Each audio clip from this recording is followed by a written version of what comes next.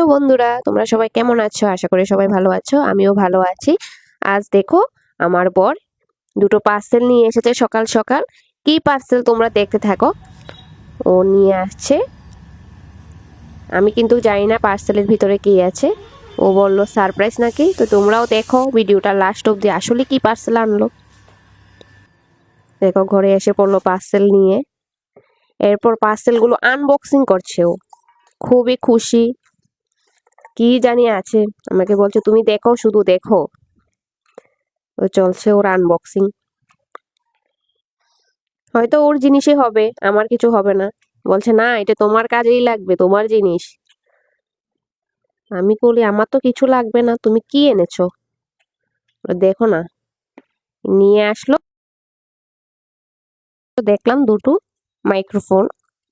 ওটি দিয়ে নাকি ও ভিডিও বানাবে। ঠিক আছে, তুমি যখন চাও নিয়ে এসেছো ভালোই হলো। তো অনেকে বলে, বা আমার সাথেও হয়েছে যে ফ্লিপকার্টের অনেক পার্সেল ভুল আসে, ভালো আসে না। দেখা যাক পার্সেলটার ভিতরে আসলে কি ঠিক আসলো না ভালো না খারাপ, দেখি। তোমরাও দেখো কেমন। দেখো দেখতে বেশ ভালোই লাগলো মাইক্রোফোন দুটো। দামটাও ছিল অনেক বেশি।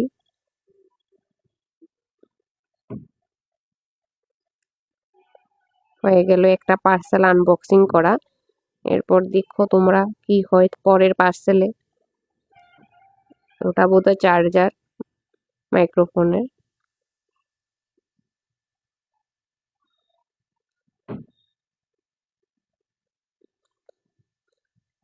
সুন্দর, আবার করে সুন্দর করে ঠিক করে নিচ্ছে।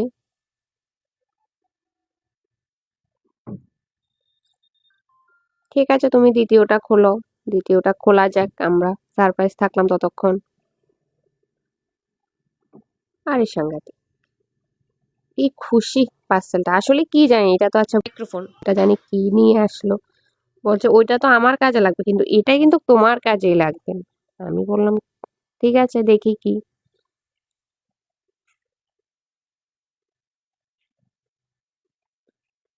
তোমরাও দেখতে থাকো এটার ভিতরে কি আছে।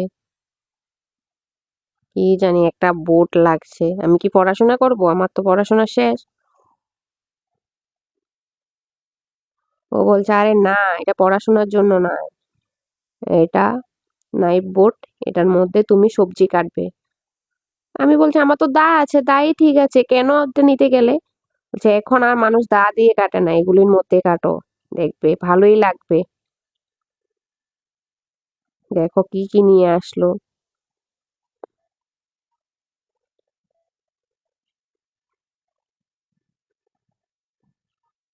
তোমরাও দেখতে থাকো কি হলো না হলো।